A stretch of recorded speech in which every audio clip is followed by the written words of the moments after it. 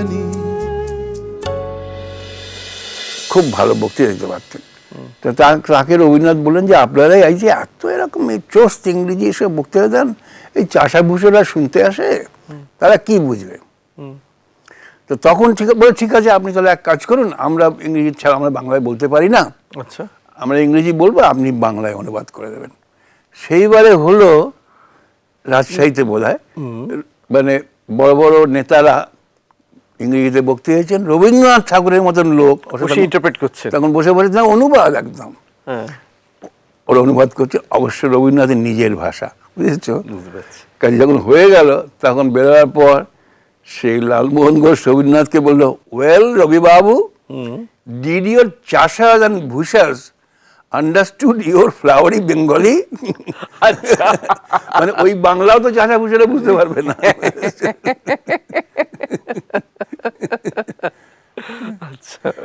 এইরকম নানা রকম গল্প তখন ছিল আর কি, বাংলা ভাষা নিয়ে এই গল্প। রবীন্দ্রনাথ কিন্তু সারা জীবন বাংলা নিয়ে লড়ে গেছেন। এই জন্য ধরো বঙ্গভঙ্গ 1905-এর যে বঙ্গভঙ্গ, তাতে রবীন্দ্রনাথ প্রথম রাস্তায় নামলেন। মানে বিভিন্ন বর্ণনা থেকে জানা যায় ঠাকুর বাড়ির ছেলেরা এমনই ছিলেন, মোজা ছাড়া তাদের পা দেখা যেত না, সবসময় মোজা পরে থাকতো, বুঝেছো? সেই প্রথম রবীন্দ্রনাথ খালি পায়ে রাস্তায় বেরোলেন ঠাকুর বাড়ির সমস্ত নিয়ম ভেঙে। আরেকটা ওখানে ডেঞ্জারাস কাজ করেছেন, যেটা আমি আমার লেখাতে আছে, সেটা হচ্ছে যে উনি ওই যে রাখি পড়াচ্ছিলেন সমস্ত মানে মৌলবীদের। মুসলমানদের তো রাখি পড়ানো যায় না, এটা তো হিন্দু রিচুয়াল, কাজে অনেক মুসলমান প্রথম ইতস্তত করছিল। তো যাই হোক, রবীন্দ্রনাথের ওই সমস্ত কিছু দেখে, তার চেহারা, তার সব কিছু অনেকে মেনেও নিচ্ছিল। বিশেষ করে উনি যে নাকোদা মসজিদে ঢুকে পড়লেন গিয়ে, নাকোদা মসজিদের একবারে বাঘের গুহা বলা যেতে পারে, সেখানে ঢুকে ইমামকে বললেন যে আমি রাখি পড়াবো। আচ্ছা, খুবই সাহসের পরিচয় বলতে হবে। ইমাম অবশ্য, অন্যরা রাজি হচ্ছিল না, গম্ভীর হয়েছিল, ইমাম তখন বলেন যে হাতটা বাড়িয়ে দিয়েছে। কিন্তু এই নিয়ে গন্ডগোল হয়েছিল, এখানে হয়নি, কিন্তু এই রাখি পরানো নিয়ে পূর্ব বাংলাতে গন্ডগোল হয়েছে। এই আন্দোলন নিয়ে পূর্ব বাংলাতে মারামারি, খুনোখুনি পর্যন্ত হয়েছে, ধর্ষণ হয়েছে। মানে কি নিয়ে? কারণ এই যে বঙ্গভঙ্গ, মানে পূর্ববঙ্গের অনেকেই বঙ্গভঙ্গ চেয়েছিল, বুঝেছো? আমরা ভাবছি যে সব বাঙালি বুঝিয়ে প্রতিবাদ করেছিল, সাহেবরা বঙ্গভঙ্গ করে। সাহেবরা তখন ইতিমধ্যে বাঙালিদের মধ্যে দুটো ভাগ করার দিকে এগিয়ে পড়েছিলেন। আচ্ছা, সুতরাং অনেক কেন চেয়েছিল, কি মানে কি পেতেন এখানে? না, চেয়েছিল যে অ্যাডমিনিস্ট্রেটিভ কারণ দেখিয়েছিল। ওই এই প্রভিন্স তখন বলতো, এই প্রভিন্সটা বড্ড বড়, অ্যাডমিনিস্ট্রেটিভ কারণের জন্য এটাকে ভাগ করো, মানে রিলিজিয়াস কারণটা দেখানো হয় না। আচ্ছা, কিন্তু এমন একটা কায়দা করে বলেছিল যে ভাগ করো, ওই ভাগটাতে মুসলমান বেশি হয়ে যাবে। আচ্ছা, ন্যাচারালি মুসলমানদের ওটা অধিকার হয়ে যাবে। আচ্ছা, লর্ড কার্জন বলেছিল যে কি ব্যাপার, কোনো একটা বাঙালি এসে কি এই বাড়িতে ভাইসরয়ের বাড়িতে আর বসবে নাকি? তো সেই জন্য বাঙালিদের ভাগ করার জন্য উনি উঠে পড়ে লেগেছিলেন। ও, মনে হয়েছিল প্রতিবাদটা এখান থেকে প্রথম আসবে। আচ্ছা, ও মানে ডিভাইড এন্ড রুলটা প্রথম বাঙালিদের দিয়ে শুরু হলো। আচ্ছা, এবং সেটার ফলে হলো কি ওই বাঙালিরা আর রিলিজিয়াস সেন্টিমেন্টটা ওদের বুঝতে পেরে গিয়েছিল। বুঝতে পেরেছিল। ঢাকার নবাব ছিলেন সলিমুল্লাহ বলে, তাকে তখনকার দিনে 1 লক্ষ পাউন্ড দিয়েছিল ধার বলে বা যাই হলেও। তখনকার 1 লক্ষ পাউন্ড তো বহু টাকা। কেন দিয়েছিল আমি জানি না, ইতিহাসে আছে যে লর্ড কার্জন দিয়েছিল ঢাকার নবাবকে। মানে আর সে হচ্ছে 1 নম্বরের ছিল কি বলে সাম্প্রদায়িক। আচ্ছা, এখানকার ওই বাঙালিরা তরুণরা তখন যখন দেখলো যে সাহেবরা বিচারের পথ ছেড়ে দিয়ে ওই মানে বিভাগের পথে যাচ্ছে, তখন তারাও বোমা মারাতে শুরু করলো। তবে আমি প্রাসঙ্গিকভাবে বলি, বাঙালিদের একটা ধারণা আছে, বাঙালির একটা ভীষণ দোষও আছে, তারা কতগুলো ব্যাপার নিয়ে অনেক গর্ব করে, কিন্তু প্রায় না জেনে। যেমন ধরো, একটা সকলের মধ্যে বিশ্বাস আছে যে ক্ষুদিরাম হচ্ছে প্রথম ফাঁসির দড়িতে মারা যায়। ঠিক না কথাটা।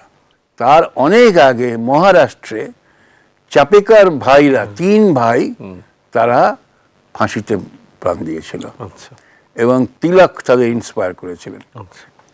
কিন্তু ক্ষুদিরামকে যে পাঠানো হয় পিস্তল দিয়ে, যাও সাহেব মেরে এসো, তার অন্যতম কারণ হচ্ছে এর মা বাবা নেই, বুঝেছো?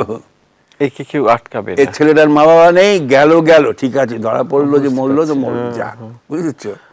নেতারা যে পাঠিয়েছিল ওকে, একটা ম্যানিপুলেশন তার একটা পেছনে manipulation ছিল। আর প্রফুল্ল চাকির সম্বন্ধে কিছুই জানা যায় না। দেখো দুজন তো একই সঙ্গে গিয়েছিল। হ্যাঁ।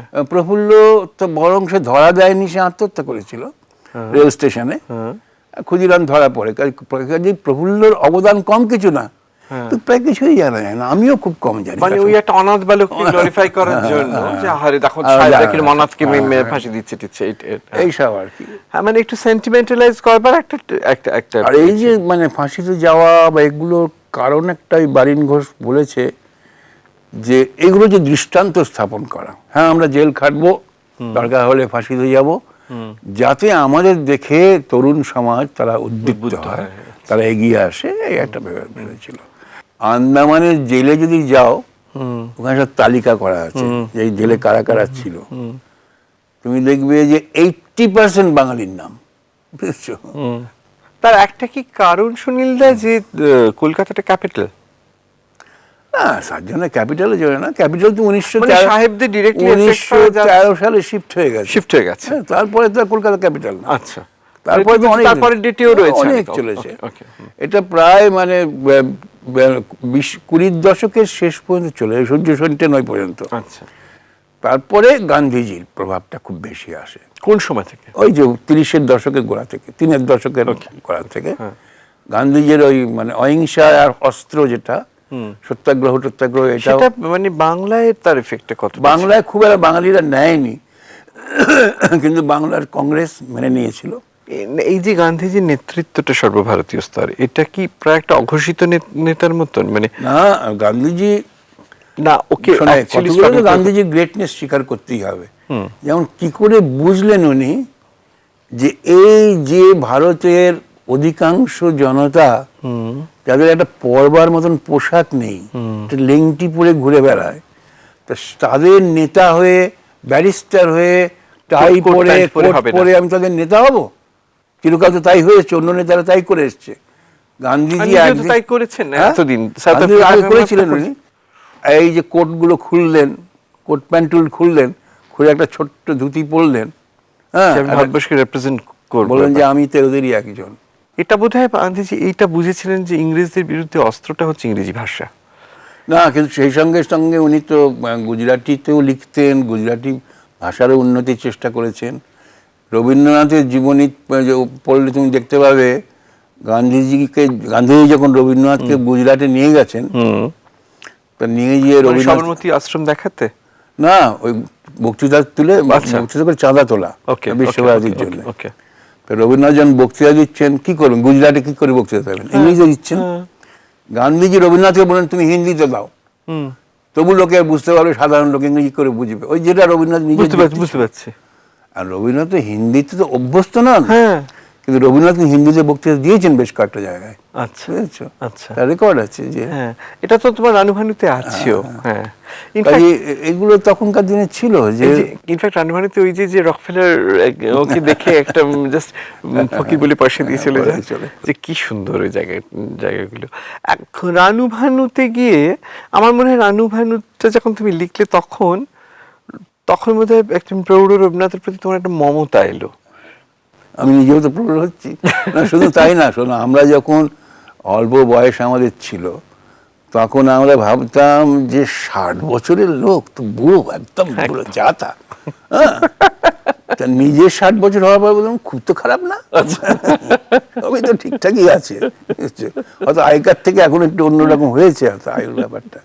তো সেরকমই ছোটবেলায় যখন পড়তাম যে রবীন্দ্রনাথ 58 বছর বয়সে একটা 14 বছরের মেয়ের সঙ্গে প্রেম করছেন, এটা কি হচ্ছে, খুব ভালো হচ্ছে, ভালো না। নিজের 58 বছর হওয়ার পর বললো মন্দ নয়, হলেও হতে পারে।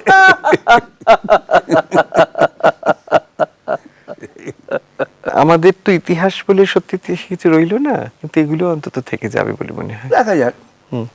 পারো লিখো। থ্যাংক ইউ সুন্দর। ভূষণ কোম্পানি।